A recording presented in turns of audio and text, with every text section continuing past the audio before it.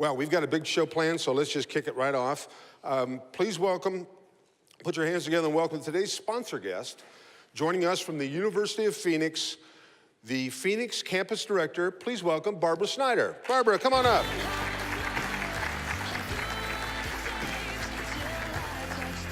Good to have you here. Welcome. Thank you. Welcome to Mesa Morning Live. And wow, University of Phoenix.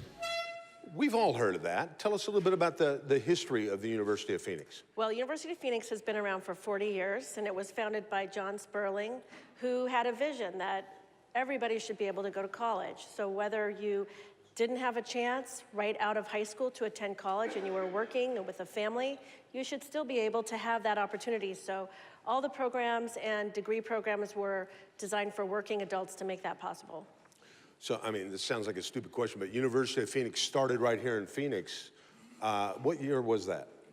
40 years ago, Oh, okay. 1970s. Okay, 78, I'm gonna go with. That was Okay. 40 years ago. I'm just showing off some of my math skills. that kept me from getting into the University of Phoenix, but that's a whole nother story. And you mentioned John Sperling. John Sperling? Well, there's a fascinating guy. Tell us a little bit about Mr. Sperling.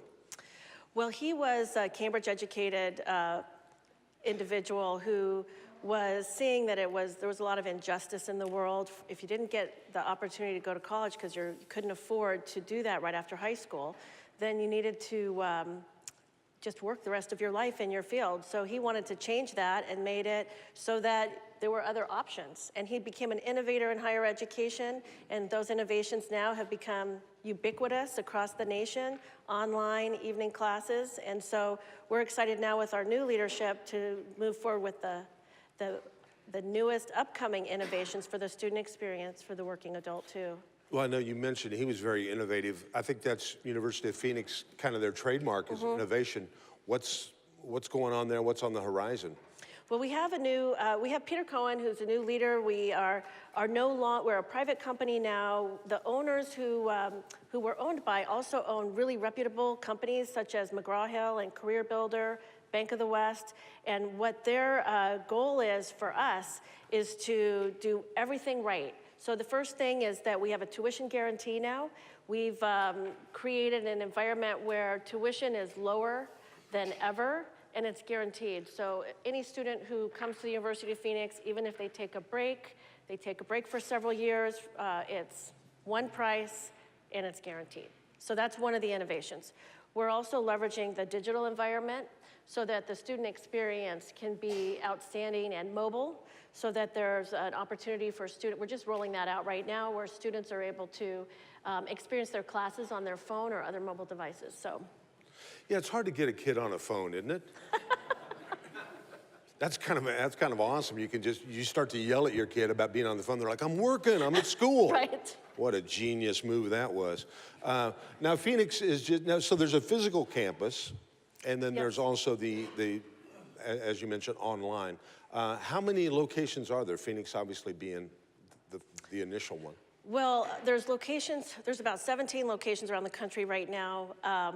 Most students now, many students prefer the online experience, but in Phoenix there's two locations. One is currently on Broadway and Priest, and the other one is near the 101 and the I-10 in the West Valley. There are other states across the country. There's a lot of them to name. So the idea is that students who live near the campus like they do in the Phoenix metro area can get resources. So if there's an online student who's here in the Valley but has taken all their classes online, they can come to the campus and get a variety of resources. They can get tutoring, for example, there. They can just get help in person. They can use the space. They can have the Wi-Fi, they have computers, they have printing, and it's all free for them after, of course, they have their tuition all paid. So is the typical student somebody that's got a job and they're doing this, for lack of a better term, part-time? They're trying to gain a higher education while life happens? They are. There's students who are first-time college students. There's students who are transfer students from the community colleges. There's students who did not have a chance to complete their degree some time for good and bad reasons. For example, Larry Fitzgerald didn't complete his degree, so he finished his degree at the University of Phoenix. There are also students who want to advance their careers. And I would even say, for example, me, I was working in a career and I got my MBA at University of Phoenix because I needed an MBA. I had a good job, but I didn't have time to quit work, for example, and go back to school. So there are a number of people like that across even the Valley who have their MBAs and other higher degrees to advance their careers in their current position. That's awesome. Yeah, that Larry Fitzgerald, that's a great commercial I've seen. All around the country, I've seen that commercial run. That's awesome. Yeah, it's good to see he's going to be able to make something out of his life. Larry could be watching today. Larry, just a joke. I think you've done fine. I'm just jealous because he's got millions of dollars. He's athletic and he's got hair. So that's my little kiss up to Larry. Well, that's very good. So there's no age requirement. I mean, do you have students that are, could I go back to school if I wanted to? Of course you could. All right. So there's no age requirements and there's no admissions requirements. We do not pursue, for example, we hope that young students out of high school have other options. So what we're really looking for are working adults who've been in a career or who have already been to college to some amount of time. But we do take students who haven't been able to get into college, for example, or they didn't think about it. So maybe they worked in a construction job for a number of years and decided that in the new economy, they need a degree to get their next job, so they'll come back to the University of Phoenix. I averaged about a 3.5 in college on the breathalyzer. That's a whole nother. I'd really rather not talk about that, Barbara.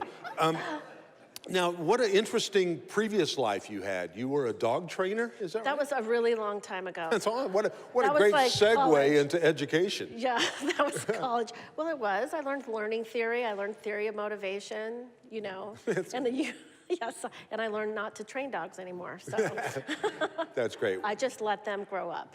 That's awesome. Well, are you gonna hang around after the show if Sure. anybody's got any questions? If they wanna, if you've piqued their interest today, not only those folks here but also watching on Channel 11, and they go, you know what, I want to know more about the University of Phoenix. Where should they go online to find you?